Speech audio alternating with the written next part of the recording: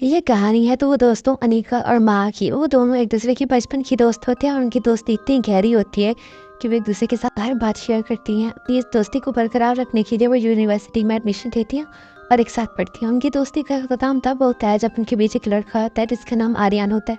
Aryan university का सबसे अमीर और खूबसूरत लड़का होता है। सारी इंटरव्यूज पर मरती है, अनिका भी उन्हीं में से होती है, बट वो वहाँ से प्यार करता है और माँ को प्रपोज करता है। माँ उसका प्रपोजल एक्सेप्ट कर देती है। अनिका इस कोशिश में लग जाती है कि वो किसी तरह से इनकी शादी को रोकी जाए, लेकिन वो अपने इस मकसद में नाकाम होती है और उनकी शादी हो जाती है। उनकी शादी हो जाने के बाद अनिका उनसे बंदा उनके घर जाती है और फिर मौका मिलते ही माँ का मोबाइल उठाकर वो कबीर को, जो कि अनिका का दोस्त होता है, उसको प्यार भरे मैसेजेस करती है माँ के नंबर से।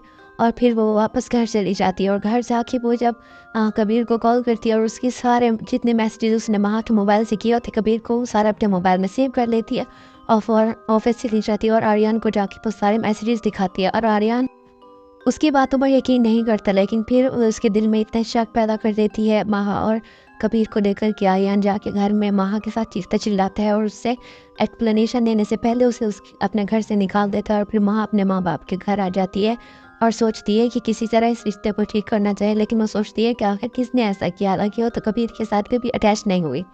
तो फिर एक दिन वो शॉपिंग करते हुए कबीर और अनिका भी एक साथ देख लेती है तो उसे उसका शक यकीन में बदल जाता है। उसे यकीन हो जाता है कि यह सारा काम अनिका ने किया है।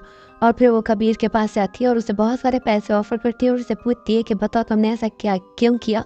तो फिर वो बताता है कि अनिका ने जो है उसे इस प्लान में शामिल किया था ताकि वो तुम दोनों की ज़िंदगी को बर्बाद कर सके और आर्यन के दिल में अपनी जगह बना सके। और दूसरी तरफ अनिका और आर्यन इतने करीब हो चुके होते हैं कि आर्यन अनिका से शादी करने का फैसला कर चुका होता है। ये सारी बातें कबीर से सुनने के बाद माँ इनको अपने मोबाइल में रिकॉर्ड कर लेती है और जाकर आर्यन को सुनाती है। जब आर्यन ये सुनता है तो फिर उससे बहुत ज़्यादा अफसोस होता है और फिर वो माँ से माफ़ी मांगता है और उससे कहता है कि मुझे माफ़ कर दो, मुझे ऐसा नहीं करना चाहिए था, मुझे तुम्हारा यकीन करना चाहिए था। अब वो जब अनिका से मिलती है माँ तो उसे ज़ोरदार थप्पड़ उसके मुंह पर मारती है और उसे वो सारी रिकॉर्डिंग सुनाती है जो उसको कबीर ने उसे बताया होता है। फिर अनिका जो है बहुत शर्मिंदा होती है और फिर वो जाती है, जो आर्यन उसके पास आता है और उससे कहता है कि तुम्हारे जैसे घटिया दोस्त इंसान की ज़िंदगी में नहीं होना चाहिए।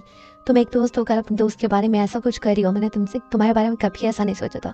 ये जो शुक्र है कि मुझे वक्त पे तुम्हारी सच्चाई पता चल गई और मैं तुमसे बच गया, वरना तो मैं तुम्हारे साथ शादी करने वाला था और तुम्हारे लिए मैं माँ को छोड़ने वाला था जो कि मेरे बच्चे की माँ बनने वाली है।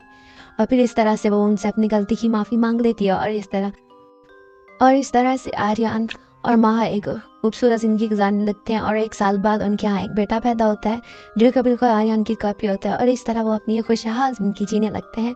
और दूसरी तरफ कबीर और अनिका जो है वो शादी कर लेते हैं एक दूसरे के साथ और इस तरह दोनों की ज़िंदगियों में तबाही से बच जाती है। तो क्या हसद जो है वो बहुत बुरी चीज़ है और इंसान को किसी के साथ हसद नहीं करना चाहिए, क्योंकि जो नसीब में होता है वो हमेशा मिल के रहता है। और अगर मेरी वीडियो अच्छी लगी हो तो मेरे चैनल को लाइक और सब्सक्राइब कर दीजिए, क्योंकि ऐसी बहुत सी इंटरेस्टिंग स्टोरीज और वीडियोस मैं आप लोगों के लिए लेके आने वाली हूँ। Thank you so much for watching.